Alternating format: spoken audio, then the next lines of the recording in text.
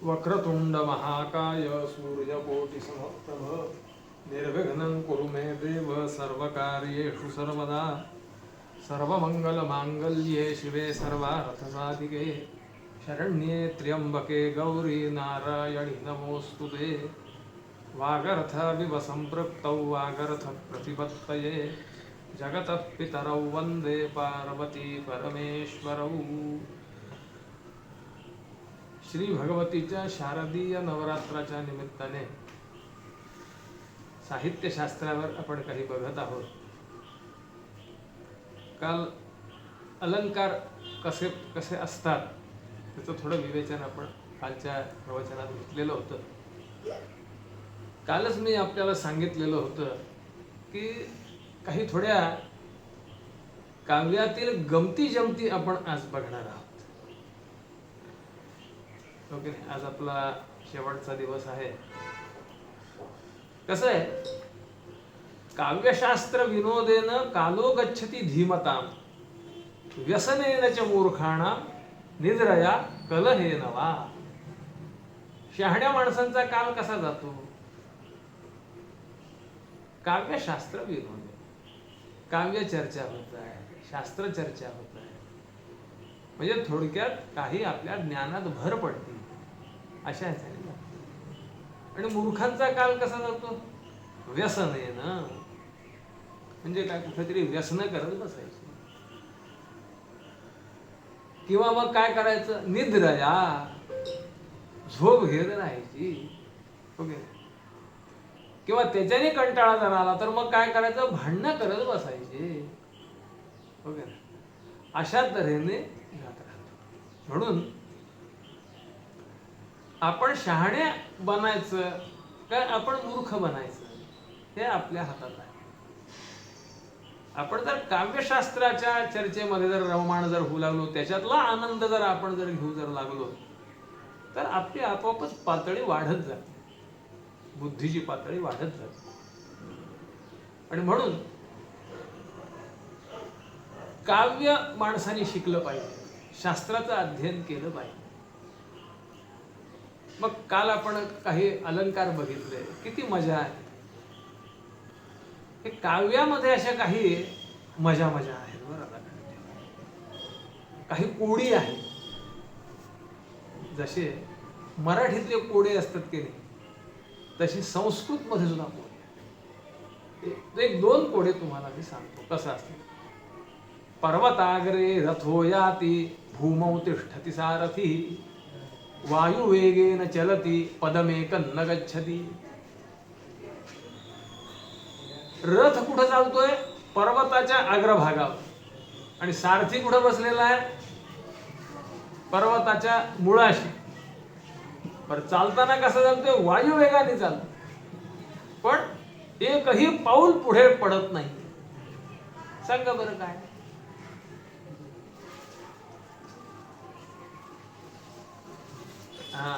तर पवनचक्की कशी असते? त्याचं जे फिरायचं जे असतं ते कुठं लावलेलं असतं?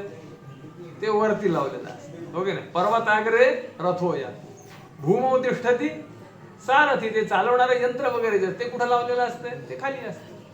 पण चालताना कसं चालतंय? ते जसं वारा वेग असेल तर वार वेगात जातं, कमी असेल तर कमी जातं. पण पदमेकं न गच्छति, एक पाऊल सुद्धा पुढे टाकत. तसंच केशवम पतितं दृष्ट्वा पांडवा हर्षनिर्भराः किंवा हर्षमानसाः रुरुदुः कौरवाः सर्वे हा केशव केशव. काय अर्थ? केशवम पतितं दृष्ट्वा. केशव म्हणजे काय? भगवान गोपाल कृष्ण. त्यांना पडलेलं बघून काय झालं? पांडवाः हर्षमानसाः, पांडवांना काय झाला? आनंद झाला. आणि कौरवा रुरुदुः सर्वे, कौरव काय करायला लागले? रडायला लागले. का? हा केशव केशव, अरे रे रे म्हणले, केशव केशव असं म्हणून रडायला. आता हे बरोबर आहे का? मग आता ह्याचा विग्रह करायचा. केशवम म्हणजे काय? केशवम, क म्हणजे जल, के ही त्याची काय झाली, सप्तमी झाली. रामे रामयो हो रामेषु सप्तमी. के म्हणजे जलामध्ये. शवम, शव म्हणजे काय, प्रेत. ते पडलेलं बघून पांडवाहा हर्षमानसाहा. पांडव म्हणजे कोण, तर मासे. माशांना अत्यंत हर्ष झाला. का, अरे आता आपल्याला मेजवानी मिळाली. आणि रुरुदु कौरवास सर्वे. कौरव म्हणजे कोण, कौ कौ इति रवहा येशांते कौरवाहा. रव म्हणजे आवाज. कौ कौ कोणाचा आवाज असतो, असं कावळ्यांचा असतो. व कौरव म्हणजे कोण, कावळे. कौरवा रुरुदु सर्वे. ते सगळे रडायला लागले. हा हा केशव केशव. अरे ते गेला आपल्या ताब्यातला आपलं खाण्याचं गेलं. ओके. म्हणून अशा अनेक विनोद, अशा अनेक प्रकारचे किस्से आपल्याला या साहित्यशास्त्रामध्ये बघायला मिळतात. एकदा काय झालं म्हणे की भोजराजाची पत्नी आणि त्या पत्नीची दासी असे दोघं गप्पा मारत होते. आणि अचानक न सांगता राजा तिथं आला. राणीला आता त्याच्या काहीतरी गुह्य गोष्टी, गुप्त गोष्टी चाललेल्या होत्या. राणीला राग आला.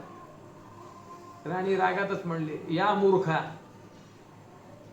आता राजाचा अपमान झाला, पण आता विचारणार कसं काय. मग राजा काय केलं, राजा दुसऱ्या दिवशी सगळ्यांच्या अगोदर जाऊन बसला सभेमध्ये. एक एक पंडित, एक एक माणसं यायला सुरुवात झाली. यायला लागलं, या मूर्खा या मूर्ख असं म्हणू लागलं. सगळ्यांना कळलं आपल्याला मूर्ख का म्हणतोय हा. सगळे आले, सगळ्यांना या मूर्खा या मूर्खा या मूर्खा. मग शेवटी कालिदासाला बघू, या मूर्खा. कालिदासाने लगेच श्लोक केला. काय केला श्लोक, खादन्न गच्छामि हसन्न जल्पे गतन्न शोचामि कृतन्न मन्ये द्वयोस्तृतीयो न भवामि राजन किंकारणयेन भवामि मूर्खा. 5 गोष्टी मी केलेल्या नाहीत, मग मी मूर्ख कसं काय म्हणतात. कोणत्या कोणत्या 5 गोष्टी. खादन्न गच्छामि, मी खात खात जात नाही, एका जागी बसून व्यवस्थित जेवतो. हसन्न जल्पे, हसत हसत बोलत नाही. गतन्न शोचामि, गेलेल्याचा शोक करत नाही. बसला डोकं धुवून काय करावं बाबा, माझं हे केलं ते केलं, उगी शोक करत बसला. गतन्न शोचा. कृतन्न मन्ये, उपकार केलेल्याचं मी पुन्हा लक्षात ठेवत नाही. म्हणजे दुसऱ्यावर आपण जरी उपकार केला, मी याच्यावर हा उपकार केला होता, मग त्यांनी मला काहीच केलं नाही असं मी कधीच म्हणत नाही. नेकी करत तरी आम्ही टाक. गतन्न शोचामि कृतन्न मन्ये द्वयोस्तृतीयो न भवामि राजन. 2 जण गप्पा मारत असताना मध्येच भस्कन मी जात नाही म्हणजे. किंकारणयेन भवामि मूर्खा, मला तुम्ही मूर्ख का म्हणताय. मग राजाला समजलं की राणी आपल्याला मूर्ख का म्हणली होती.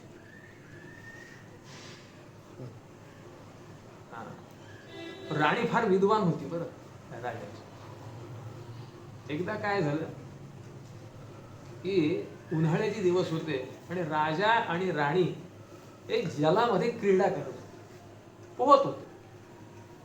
तर राजाने काय केलं, असं पाणी मारायला सुरुवात केली. ते पाणी लागू लागलं राणीला. ते मोदकैहि ताडय, मोदकैहि ताडय. मग राजाने सांगितलं आपल्या सेवकांना, ते अरे म्हणले मोदक तळा आणि घेऊन या म्हणले.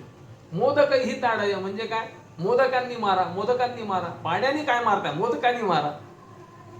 मग राणीने सांगितलं, अहो असं नाहीये, मा उदकैहि ताडय. उदकैहि म्हणजे पाण्याने, मा ताडय मारू नका असा त्याचा अर्थ. म्हणून संस्कृत येणं आवश्यक. आलं का लक्षात, काव्य येणं आवश्यक. अगं एकदा काय झालं, हा कालिदास नेमका किती विद्वान आहे असं बघण्याकरता, त्या कालिदासाचा पराभव करण्याकरता म्हणून एक मोठे पंडित हे आहेत, हे त्या धारानगरीचा. हे भले त्यांच्याकडे जयपत्रांचा साठा होता, चांगले बडे दांडगे होते. आणि बस आता यायचं कालिदासाचा पराभव करायचा. पूर्वीच्या काळी जे विद्वान असत त्यांना पालखीचा मान देत. म्हणजे पालखी म्हणजे माहिती आहे तुम्हाला, 4 जणांनी त्याची धरायची आणि आणायची. मग हे पालखी धरली 4 जणांनी आणू लागले. त्याच्यातला एक जो होता तो थोडा हे करू लागला, मध्येच थांबू लागला, बसू लागला, मध्ये हलवू लागला, हो की नाही. तर वरून तर पंडितांनी विचारलं, अयमांदोलिका दंड हा स्कंधे बाधती किंतव. का रे म्हणले, अयम आंदोलिका दंड हा, आंदोलिका म्हणजे पालखी, त्या पालखीचा दांडा स्कंधे बाधती किंतव. स्कंध म्हणजे खांदा, खांद्याला त्रास देतोय का. बाधती, स्कंधे बाधती किंतव म्हणल्याबरोबर खालून तो जो धरणारा जो होता, न तथा आंदोलिका दंड हा यथा बाधती बाधते.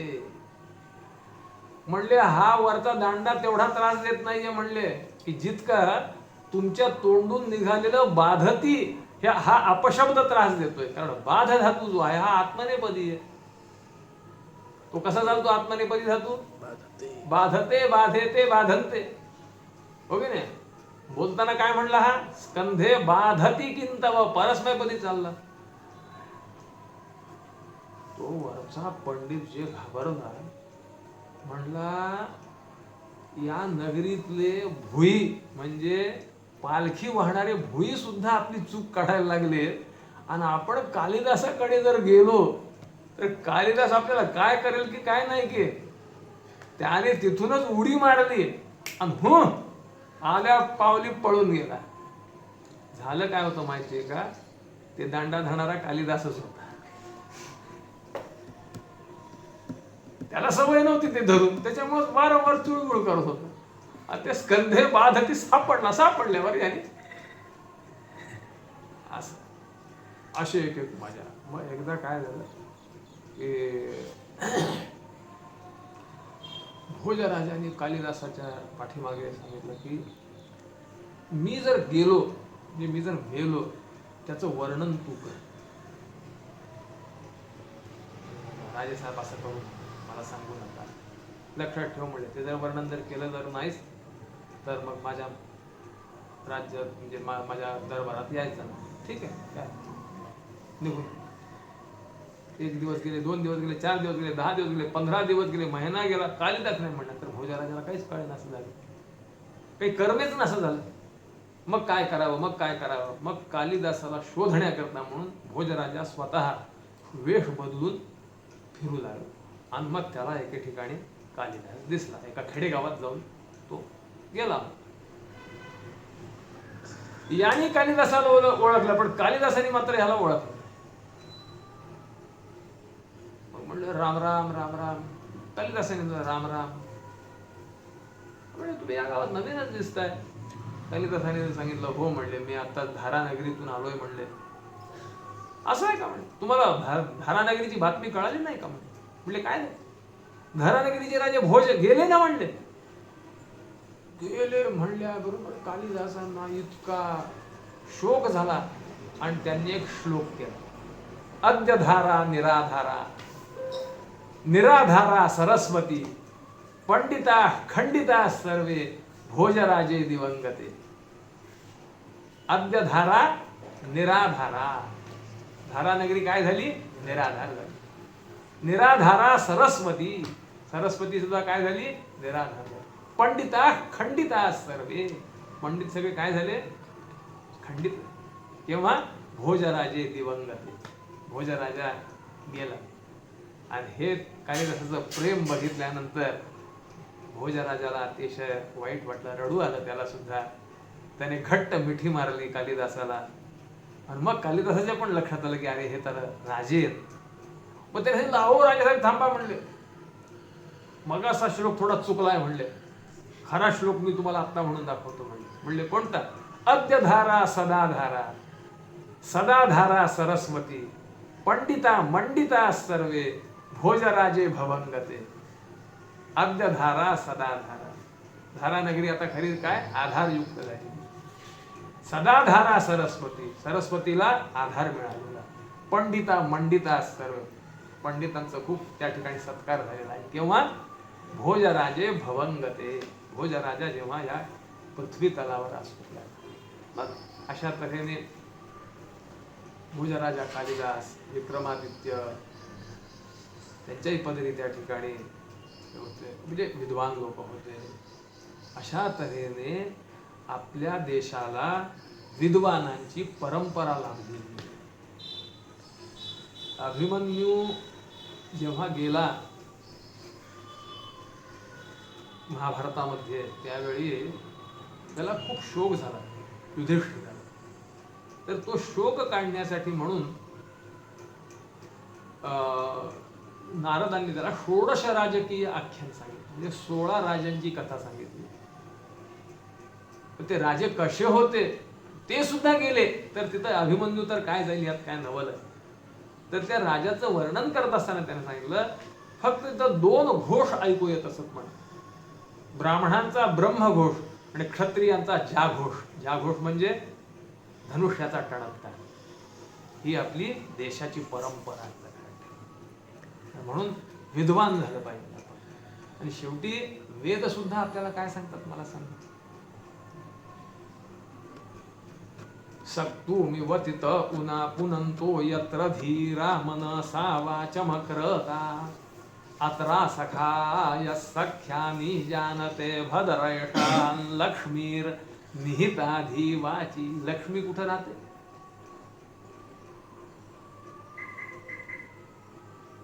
निहिता अधिवाची. लक्ष्मीर निहिता. कुत्र? वाची. वाची म्हणजे वाणी. मला सांगा, गाढवाने कोणाचं काय वाईट केलेलं आणि कोकिळेने कोणाला काय पैसे दिलेत का काही? पण कोकिळ चांगली, गाढव मात्र खराब का? कोकिळ गोड बोलतो आणि गाढव घाण ओरडत. ओके, हाच त्याचा अपराध. म्हणून सगळं काय आहे? वाणीवर. म्हणून सक्तुमिवतिता पुन्हा पुनंतो यत्र धीरा मनसा वाचमक्रता. मनाने हे धीर लोक जे आहेत, ते विद्वान लोक जे आहेत नेक. आणि अत्रा सखाय सख्याने जानते. वाणीच्या सहाय्याने मित्र पण जोडले जातात. आणि लक्ष्मीर निहिता अधिवाची. ही सगळी लक्ष्मी जी आहे ही वाणीमध्ये त्या ठिकाणी निहित आहे, म्हणजे थांबलेली आहे. आणि हा जो आपला नवरात्राचा, शारदीय नवरात्राचा उत्सव जो आहे, हा कोणाचा आहे मला सांगा. आपण काय दररोज सोडतो संकल्प? श्री महाकाली महालक्ष्मी महासरस्वती जगदंबा देवी प्रीत्यर्थम. महाकाली हे शक्तीचं प्रतीक आहे, महालक्ष्मी हे अर्थाचं प्रतीक आहे, आणि महासरस्वती हे ज्ञानाचं प्रतीक आहे की नाही? म्हणून हे तीनही आपल्या जीवनात त्या ठिकाणी असले तर आपलं जीवन उन्नत अशा प्रकारचं बनतं. आपण श्री भगवतीजवळ एवढीच प्रार्थना करू, हे भगवती, या तुझ्या तीनही रूपांची कृपा आमच्यावर राहावी आणि आमचं जीवन समृद्ध हो, आणि समृद्ध झालेलं जीवन आम्ही तुझ्या चरणी समर्पित करू. ओम स्वस्ती.